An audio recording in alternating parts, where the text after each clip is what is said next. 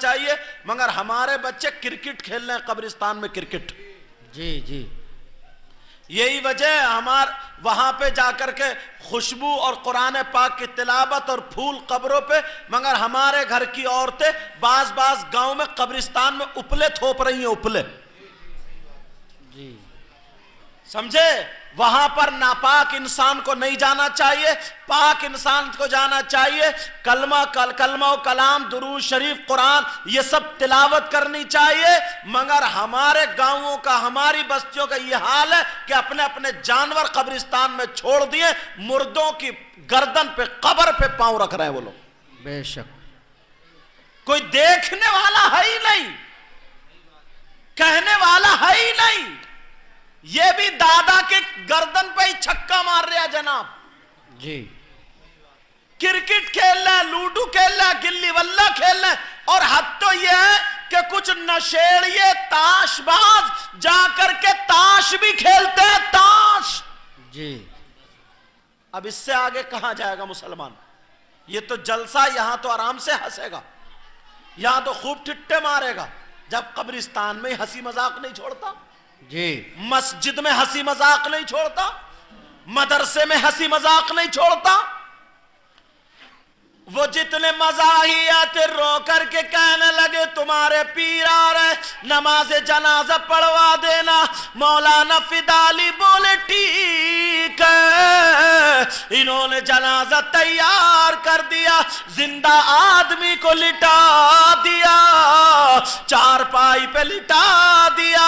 حافظ شاہ جمال اللہ رامپور والے آئے، اور جیسے ہی آئے آگے جنازہ رکھا ہے، کپڑا بچھا ہوا ہے، نمازی پیچھے کھڑے ہیں. حافظ صاحب نے آنکھوں کو بند کیا، اللہ والے نے دیکھ لیا، اور نیت باندھنے سے پہلے کہنے لگے او لوگوں، زندے کی نماز پڑھاؤں یا پھر مردے کی؟ بے شک. سب لوگ بولے جناب زندوں کی پڑھاؤ، وہ مردوں کی پڑھاؤ، اسی مردے کی پڑھاؤ، ادھر تو زندے کھڑے. جی دوسری مرتبہ پھر کا دیکھ لو، زندے کی نماز پڑھاؤں یا مردے کی؟ تیسری مرتبہ پھر کا زندے کی پڑھاؤں یا مردے کی؟ سارے لوگ کہنے لگے مردے کی پڑھاؤ. حافظ صاحب بولے نہیں مانتے تو لاؤ مردے ہی کی پڑھائے دیتا ہوں. نیت باندھ لی، اللہ اکبر، سبحان اللہ. سنا پڑی اور ان کے دل میں لڈو پھوٹ رہے تھے. اب اس پیر کو دیکھیں گے، ملا کا پیر کتنے پانی میں ہے، مگر انہیں کیا پتا تھا بیٹا محفل میں آنے والا آل رسول تھا وہ. جی بے شک. سبحان اللہ. انہیں کیا پتا تھا کون کیسا. تمہیں بھی کیا پتا تمہارے مجمع میں جسے تم سیدھا سادہ بھولا بھالا سمجھ رہے ہو، پتہ نہیں تم میں کون ایسا ہو جس کی ادائیں اللہ اور رسول اللہ کو پسند ہو. بے شک. سبحان اللہ. یہ لوگ جتنے بیٹھے، یہ لوگ جتنے بیٹھے، تم جانتے ہو کسی کے گھر میں قرآن کی ایک آیت لٹکا دی جائے تو اس میں نور ہی نور، رحمتیں رحمتیں برستی ہیں. یہ لوگ وہ ہیں جن کے سینوں میں 6666 قرآن پاک کی آیہ کریمہ موجود ہے. سبحان اللہ. اب مجھے بتاؤ، اگر ایک دو مرتبہ قرآن پاک پہ کپڑا لگ جاتا ہے، ٹچ ہو جاتا ہے، جزدان ہوتا ہے، تو معلوم ہے لوگ اس جزدان کو پاؤں نہیں رکھ سکتے، ٹھوکر نہیں مارتے ہیں، اسے گندگی میں نہیں ڈالتے، اسے چومتے ہیں، آنکھوں کو لگاتے ہیں، سینے پہ لگاتے ہیں. مگر اپنا مزاج بدلو. یہ جو امام ہوتے ہیں، عالم جو ہوتے ہیں، حافظ قرآن ہوتے ہیں، حافظ اس وقت بنتا سینکڑوں مرتبہ ایک ایک لفظ زبان سے ٹچ ہو کر کے، آنکھیں دیکھتی ہیں، گڑوں گڑوں کے دیکھتا ہے، انگلی چلتی ہے، ڈنڈے کھاتا، پٹائی ہوتی ہے، مرغا بنتا، صبح ہی صبح اٹھا دیا جاتا، تب جا کر کے سینے میں قرآن پاک اترتا. بے شک. سبحان اللہ. جب اس کپڑے کا جواب نہیں ہے تو پھر ان کی زبان کا جواب کہاں سے لاؤ گے؟ بے شک.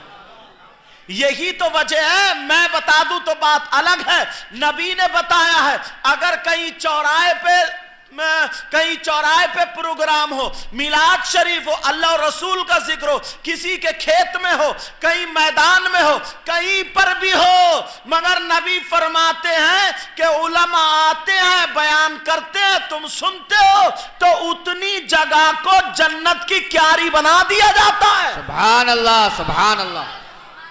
کھیت اور جنت کی کیاری کیوں؟ اللہ نبی خود فرماتے ہیں اگر کوئی عالم کسی قبرستان سے کچھ پڑھے نہیں، خالی گزر جائے، دعا نہ کرے، خالی گزر جائے، نبی فرماتے ہیں میں نہیں کہتا، یہ تو وہ نبی کہتے ہیں جنہوں نے کہا جنت ہے تم نے دیکھی نہیں لیکن مان لیا، جنہوں نے کہا فرشتے ہیں تم نے دیکھے نہیں لیکن مان لیا، وہی نبی کہتے ہیں اگر کوئی عالم کسی قبرستان سے گزر جائے تو اس قبرستان کے مردوں سے اللہ تعالی 40 دن کے لیے عذاب اٹھا لیتا ہے۔ نعرہ تکبیر، نعرہ رسالت، سید مفتی مقیم الرحمن صاحب قبلہ، نعرہ تکبیر، نعرہ رسالت۔ سبحان اللہ سبحان اللہ۔ سیدنا شاہ فی جمال اللہ نے اللہ اکبر کہہ کے نیت باندھی، ثنا پڑھی اللہ اکبر، درود اللہ اکبر، دعا اللہ اکبر کہہ کر کے سلام پھیر دیا، دوسری طرف کو السلام علیکم ورحمت اللہ۔ سبحان اللہ سبحان اللہ۔ جاؤ اپنے مردے کو لے جاؤ، اللہ والے کی زبان سے نکل گیا، مذاق مت کرنا کبھی۔ جی بے شک۔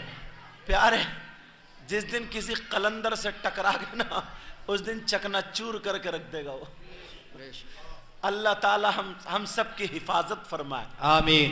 لیکن ذرا غور کرو غور کرو، اب وہ جتنے مزاحیہ تھے نا انہیں یقین تھوڑی تھا کہ مر گیا ہوگا، انہوں نے کہا یار دیکھو سو گیا، یہ جی کتنا بے وقوف ہے، سو گیا، ہم نے کہا تھا سونا مت، سب ادھر کو گئے، ایک کان میں گیا، کان میں جا کر اٹھ، مگر وہ زندہ ہو تو اٹھے، 2-4 پھر گئے نہیں اٹھتا، کھول کے دیکھا مر گیا۔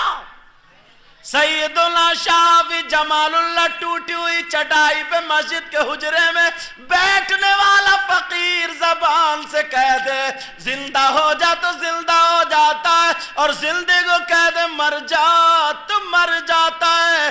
پیارو میں تم سے ادب کے دائرے میں کہہ کے جاتا ہوں اگر آیا کرو تو کچھ لینے کے لیے آیا کرو، اس لیے بادب با نصیب اور بے ادب بے نصیب۔ سبحان اللہ سبحان اللہ بے شک۔